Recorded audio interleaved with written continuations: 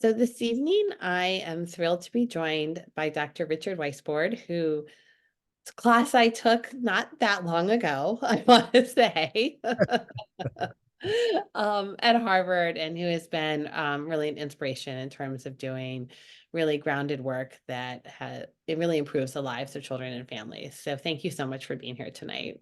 It's a pleasure to be here. It's great to see you, Erin. It's great to see you too. So before we get started, sort of talking about, I know we're going to talk about achievement pressure tonight. Can you just talk a little bit about yourself and really sort of how your research agenda evolved over the years? Yeah, I'm very interested in this question because we're doing a lot of research on meaning and purpose. So I've been thinking a lot about how I found meaning and purpose in my life over the years. And I feel very lucky to have the career that I've had. But it's been a career, I've been able to do a number of different things. I've zigzagged a lot. I'm trained as a psychologist.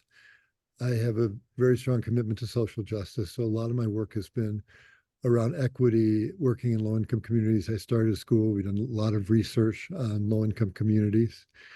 But I've also been very interested in moral development. And this was my father's field in part. And so there's sort of a family history of this and how kids develop a sense of a commitment to others, sense of responsibility for others, a commitment to justice.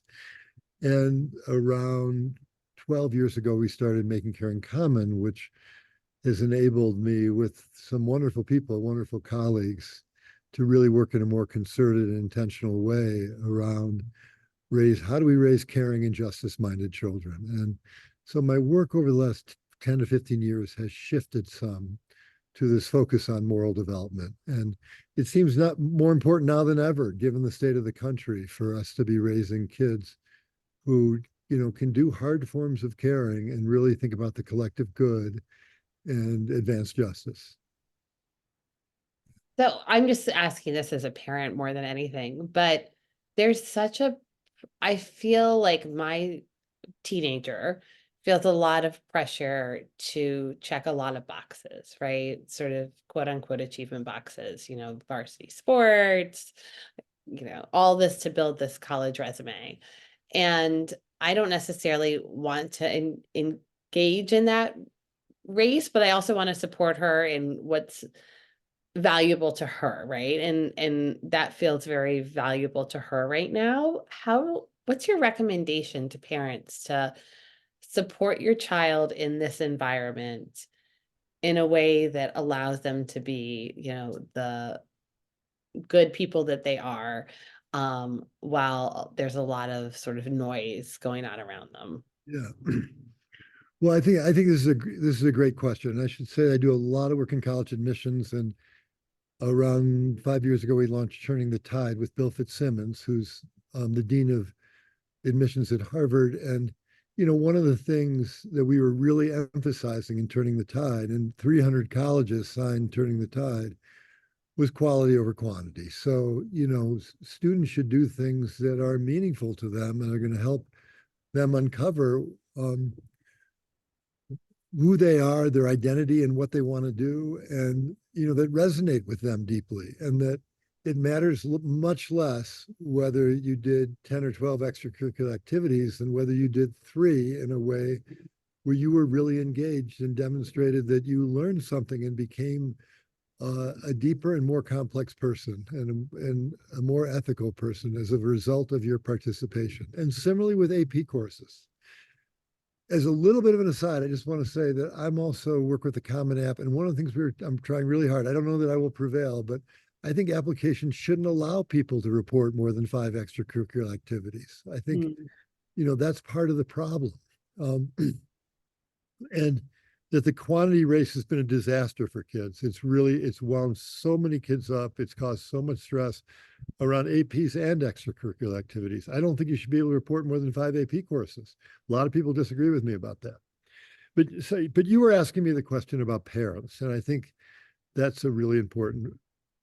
It's a really important question. And as a parent, the title of my book was "The Parents We Mean to Be." I mean, who do you most essentially want to be as a parent? And I think when I ask parents this question, almost all of them say, I want to be a parent who really knows my child and appreciates my child and values my child and doesn't put too much pressure on my child around achievement and is not too focused on getting into a highly selective college.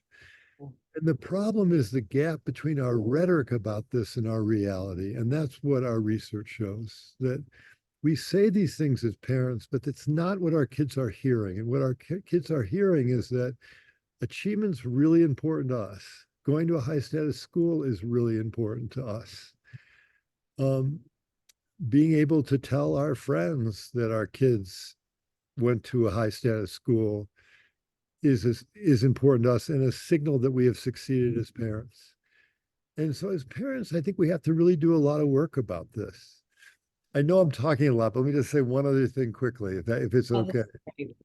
Um, I went for a walk with my son when he was a junior, my oldest son, and he was considering college. He was sort of in the beginning of going down this road toward college. And, I said to him, it's really important to me that you go to a college that's going to be meaningful for you and it's going to really work for you. This is a lovely night. It was a real father-son moment. And he basically said to me, Dad, that's such crap. Like you teach at Harvard. Everybody in our community goes to these highly selective colleges. All my cousins went to one of these colleges. And he was basically saying, you can take the high road. You can talk the talk about this because there's so many forces doing the muscling for you.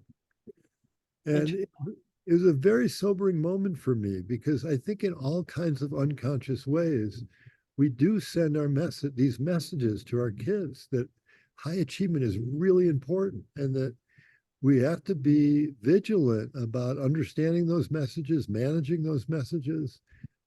If in fact going to a highly selective college is not that important to us. Yeah. How I'm just curious, like, how do we manage those messages? Like when our children are getting those messages at school sometimes, right? Maybe even not consciously from us, but they are from their school environment, their peer environment. And you don't want to dismiss, right, their legitimate concerns around this achievement sort of ideal, but you don't want to feed into it at the same time. Like, where is that balance between like supporting them where they're at and helping them sort of have a more grounded approach to it? I think let me just say a couple of things. I think the art of parenting is in many ways listening and knowing that the self doesn't grow by being praised, it grows by being known. And the degree to which we are listening to our kids, knowing what is meaningful to them, resonates with them, is going to help us so much in being a resource for them and making decisions about college and making decisions about achievement. Um, and, so part of it is the deep work of understanding who your kid is. Yeah. The other is, checking yourself. I mean, this is clear, becomes clear in the college admissions process. When you're visiting colleges, are you only visiting high status colleges? When you're talking about where to go to college, are you only talking about high status colleges? When you're sending your kids to a high school, are you sending your kids to a high school where that they are very open about saying part of our value is that we're going to get your kid into a high status college? And if that's not what's what is so important to you, how are you countering those messages? What are you talking about at the dinner table? Are you talking about lots of different kinds of colleges that you might go to, or are you talking a lot about grades? Or are you talking about what was meaningful for you in school today? What did you learn? Are you becoming a more interesting, a more curious and more interesting person as a result of being in school today? It's all these day-to-day conversations we have too. If you're going through a college guide, what colleges are you looking at? I mean, all these different ways we send signals. To say one other thing quickly, sometimes at cocktail parties, I I would hear parents, and I'm sure I did this too. I don't mean to sound for a minute like I'm better than other parents about this. I really struggle with this. But you hear parents say, um, sort of glow if their kid gets accepted at a highly selective college or a highly selective high school or a highly selective early childhood program. And, and you see them look kind of down if they don't have those bragging rights. And that's a problem too. Yeah. Is there a way that we shift that, like through the narrative that's out there, through policies, I through, think, no, it's a great question. I think there are a number of different levels to this. So I think there's a systems level where I have come to believe that, to some degree, and I say we as parents, I'm not blaming other parents, we as parents need institutions to control us. yeah, So we need places like the Common App to say you can't report more than 5 AP courses and you can't report more than 5 extracurricular activities. yeah, I think organizations like Challenge Success do a very good job with high schools around considering what about the structure of the school day really winds kids up, and how might you structure a school day in a semester in a way that really reduces stress and anxiety, that doesn't create undue homework, for example. And then there's the decisions we make day to day, and are we getting an SAT tutor for a kid in the 8th grade? yeah. Um, are we are we spending a lot of time trying to game systems to get our kids into a great college? And it's the personal reckoning, it's the internal work that we have to do as parents.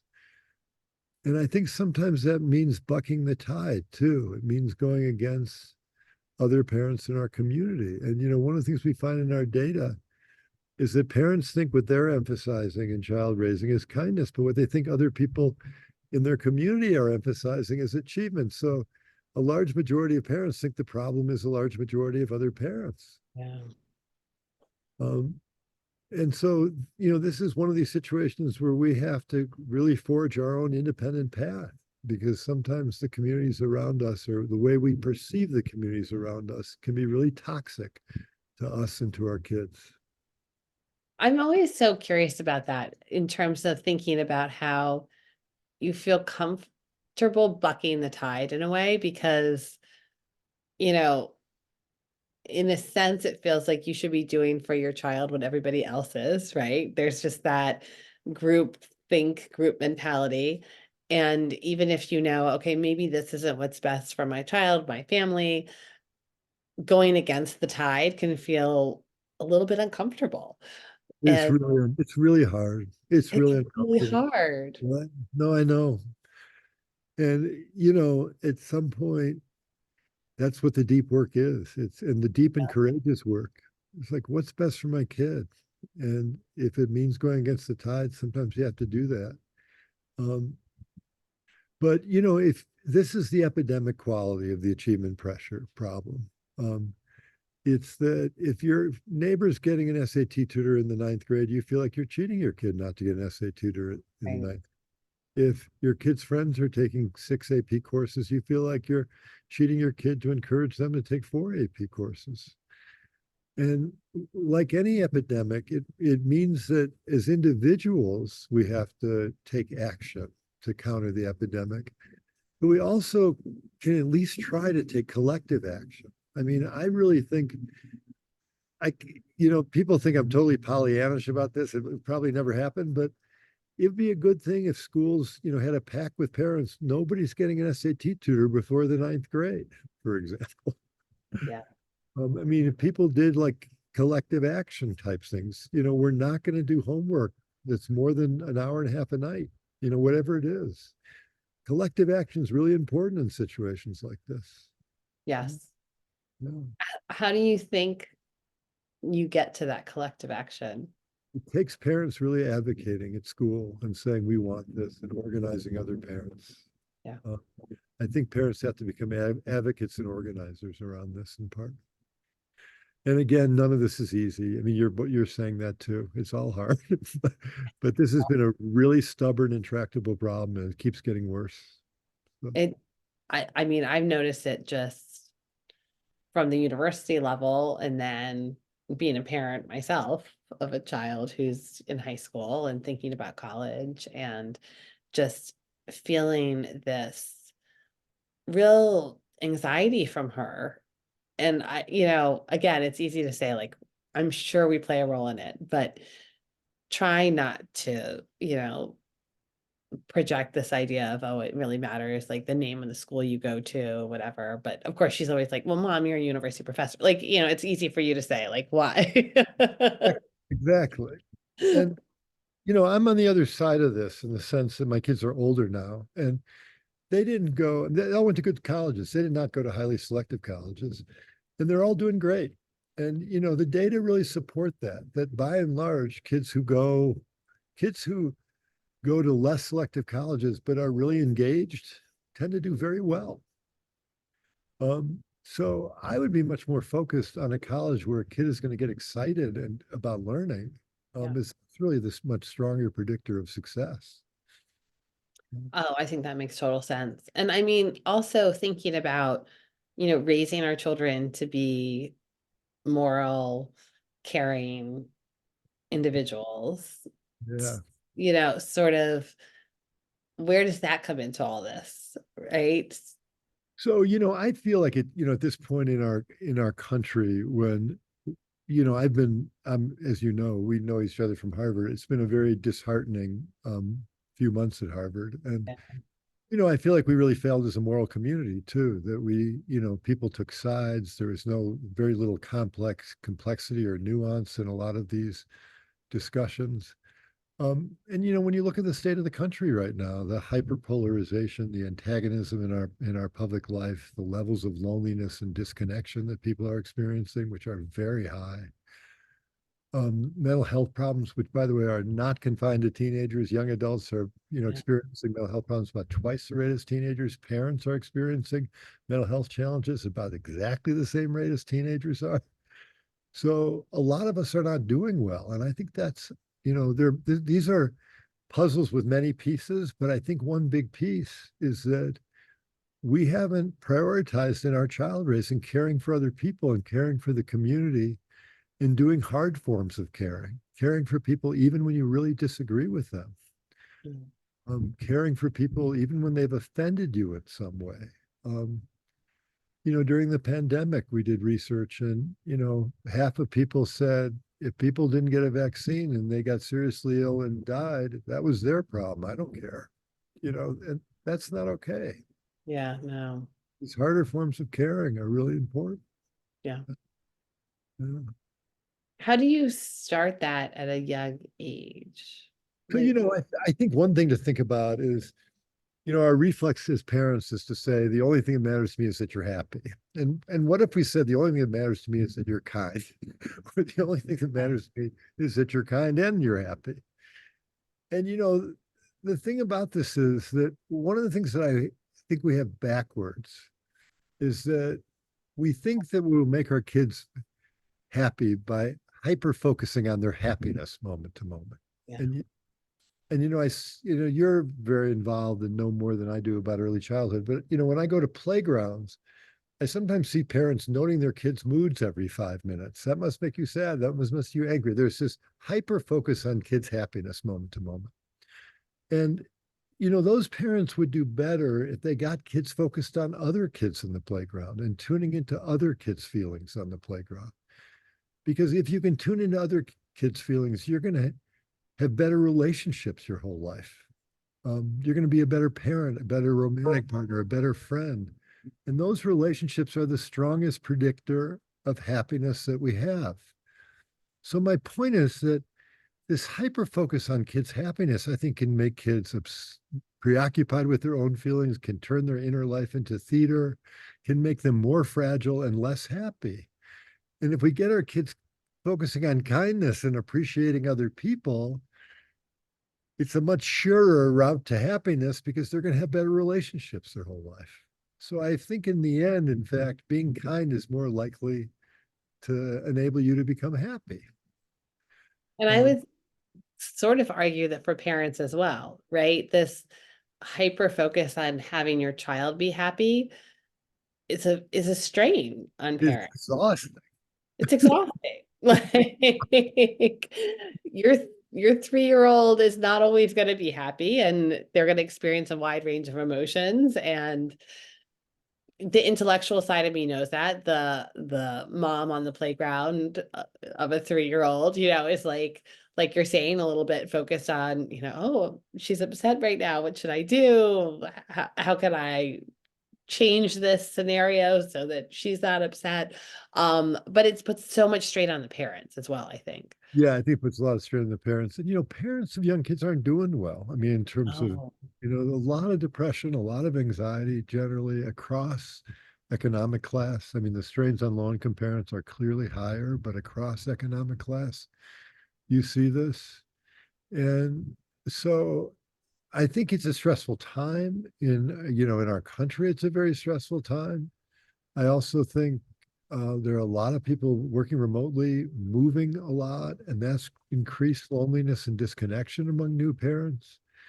So I hear you. I think it's really important to find ways to reduce stress for parents. And the micromanaging of kids' internal lives is exhausting and stressful for a lot of parents. Yeah.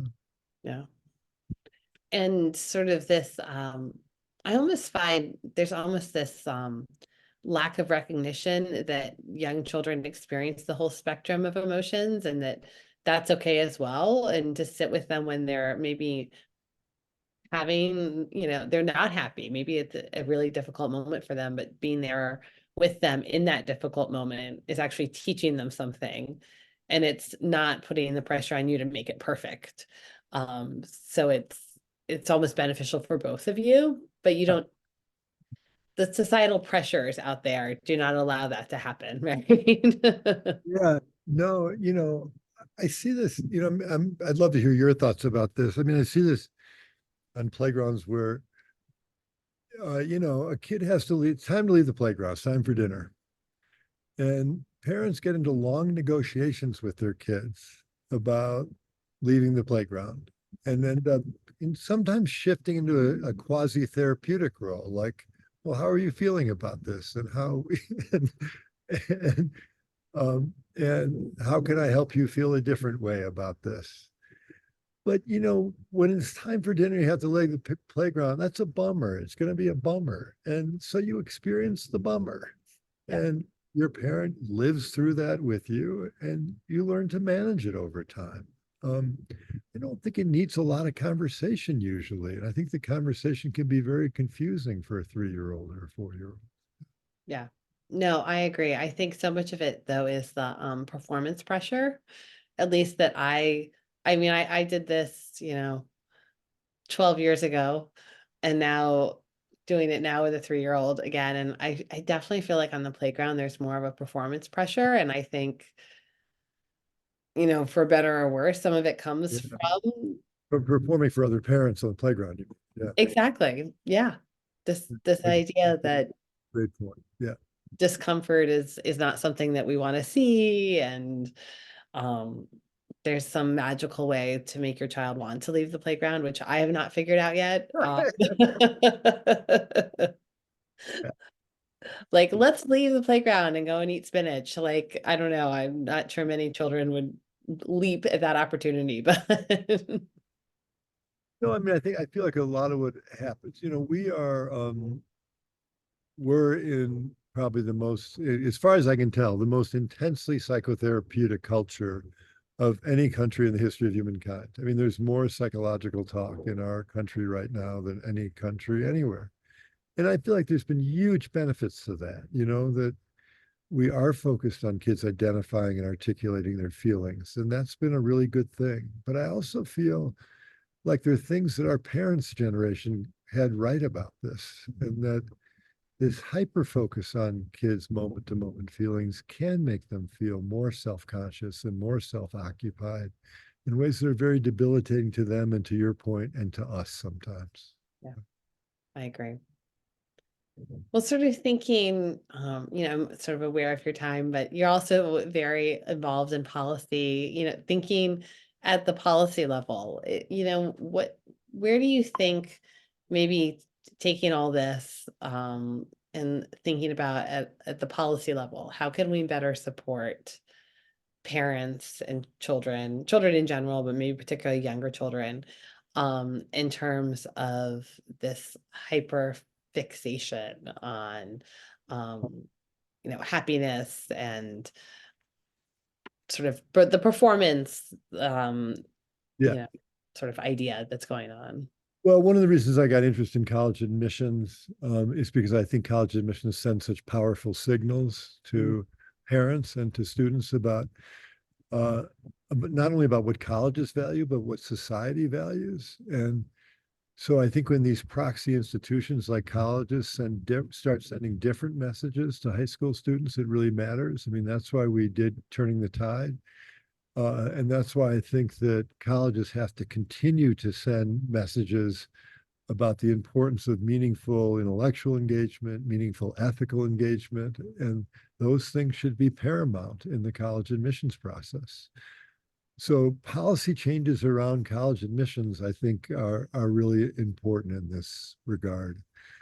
Um, I also think this is a place where high schools need to really take charge too. That we are, as you know, have been very involved in thinking about mental health, and when we ask teenagers um, what are the things that are damaging your mental health, harming your mental health, and we ask them about a lot of things from um, romantic problems to peer problems to climate change to democracy, the state of the country. Achievement pressure is number one, and Uh, it is across class and race, which surprised me.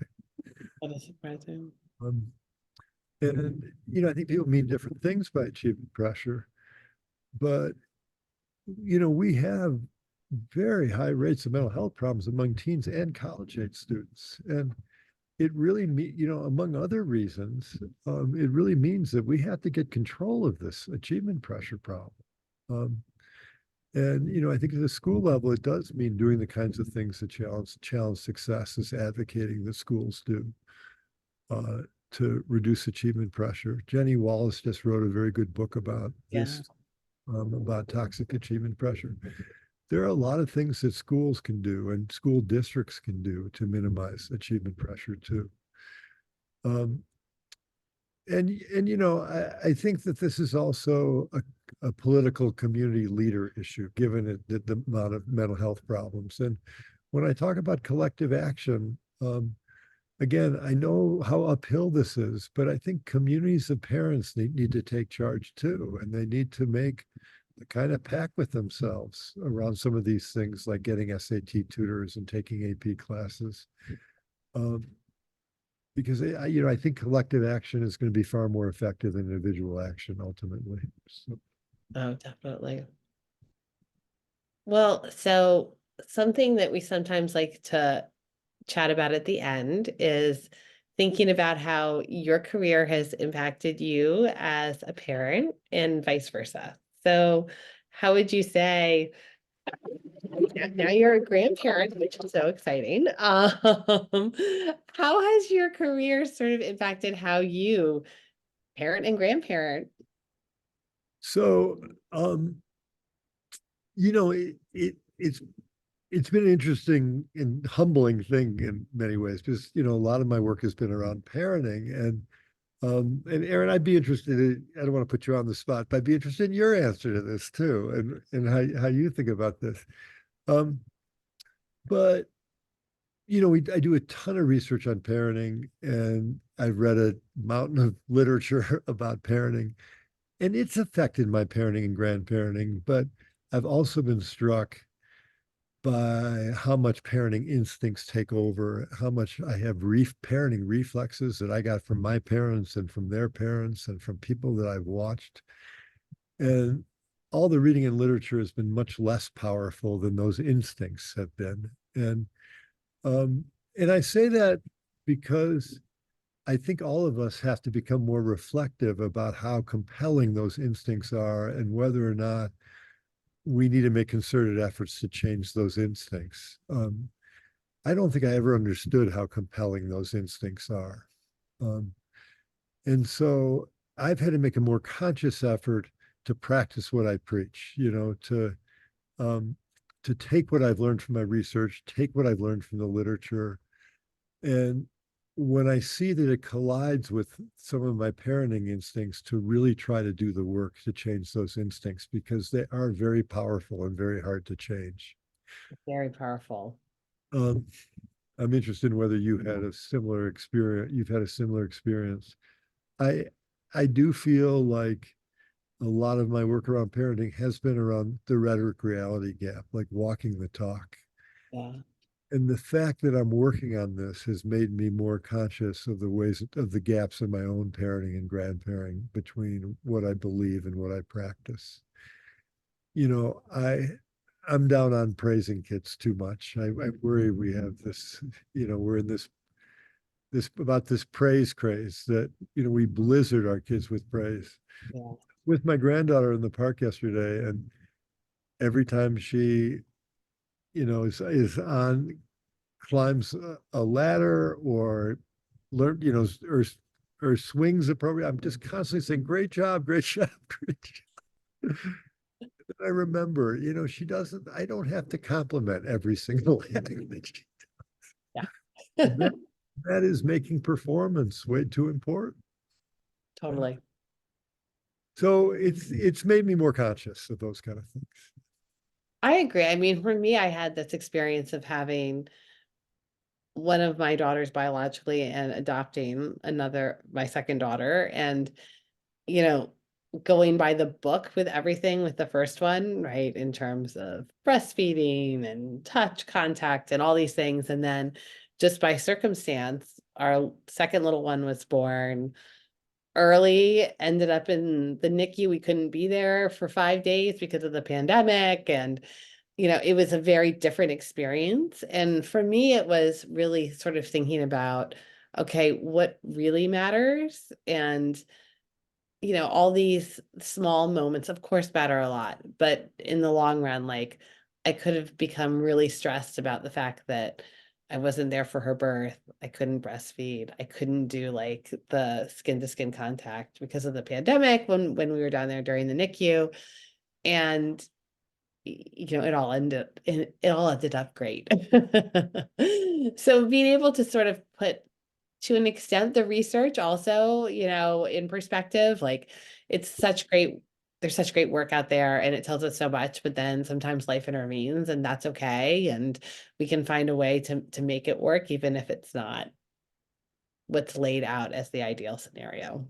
Yeah, no, I think that makes a lot of sense to me. And I remember, I don't know if you ever got to know Jerome Kagan, who was a psychologist at Harvard in the yard, but he used to say it's not the individual notes, it's the melody in parenting. And I think that's right, that we can get way too occupied with the individual notes and forget the melody. And it really is the melody, I think, that matters. True. Yeah. Oh, that's a beautiful sort of, Yeah, great. Yeah. yeah. Well, thank you so much for being here. It's a total pleasure to be here. It's great to see you again. And I hope we stay in touch. Definitely. It was so good to see you, and best of luck with everything with your family. Thank you so much. And I'm confident that you are one of the best grandpas out there. Oh, you are so nice. Thank you. Without a doubt. Well, thank you. I really appreciate that. Thank you. Well, please stay in touch, and thank you everybody for joining us. And I'll send a link to the recording for everyone as well. All right, great. Take care. Bye bye. You too. Bye. Bye bye.